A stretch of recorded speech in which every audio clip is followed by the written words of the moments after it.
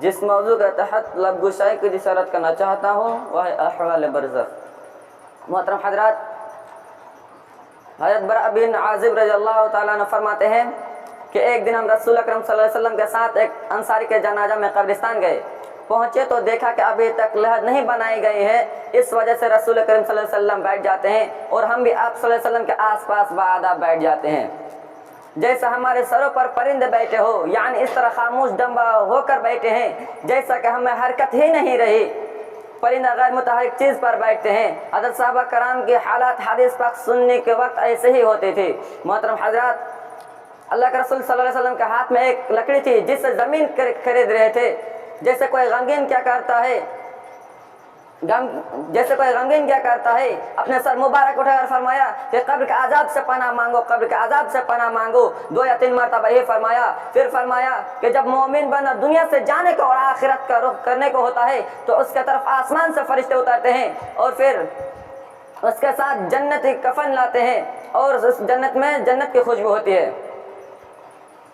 یہ فرشتے اس قدر ہوتے ہیں، یہ فرشتے اس قدر ہوتے ہیں جہاں تک اس کے نظر پہنچے وہاں تک بیٹھ جاتے ہیں۔ پھر ملک الموت آتے ہیں اور اس کے سر کے پاس آ کر بیٹھ جاتے ہیں اور فرماتے ہیں کہ اے پاکیزہ روح، تو اللہ کی مغفرت اور اس کی رضامندی کی طرف نکل چل۔ یہ بات کہتے ہی وہ روح اس طرح سہولت سے نکل آ جاتی ہے جیسے مشک کے جام میں سے پانی کا قطرہ بہتا ہوا باہر نکالا جاتا ہے۔ پھر ملک الموت اس روح کو اپنے ہاتھ میں لیتے ہی دوسرے فرشتے جو دور تک بیٹھے ہوئے ہوتے ہیں ان کے ہاتھ میں پل بھر بھی نہیں چھوڑتے، حتیٰ کہ اسی کفن اور خوشبو میں اس روح کو رکھ کر آسمان کی طرف چل دیتے ہیں۔ اور اس خوشبو کے متعلق فرمایا کہ زمین پر جتنے بھی عمدہ سے عمدہ خوشبو مشک پائی گئی ہے اس جیسی خوشبو ہوتی ہے۔ محترم سامعین کرام، پھر اس روح کو لے کر آسمان کی طرف چڑھنے لگتا ہے اور فرشتوں کے جس جماعت پر بھی گزر ہوتا وہ کہتا ہے کہ یہ کون پاکیزہ روح ہے، وہ کہتے ہیں، پھر وہ اس کے اچھے سے اچھے نام لے کر کہتے ہیں کہ دنیا میں اسے بلایا جاتا تھا کہ فلاں کا بیٹا فلاں ہے۔ پھر اس روح کو لے کر پہلے آسمان تک پہنچتے ہیں اور آسمان کا دروازہ کھولنے کے لیے کہتے ہیں، دروازہ کھول دیا جاتا ہے۔ پھر اس روح کو لے کر اور پھر اس روح کو اوپر جانے لگتے ہیں۔ جب 7ویں آسمان تک پہنچ جاتے ہیں تو اللہ تعالیٰ فرماتا ہے کہ میرے بندہ کو کتاب علیین میں لکھ دو اور زمین پر واپس لے جاؤ، کیونکہ میں نے انسان کو زمین ہی سے پیدا کیا ہے، اس لیے میں اسی کو اسی میں لوٹا دوں گا، اسی میں سے نکالوں گا۔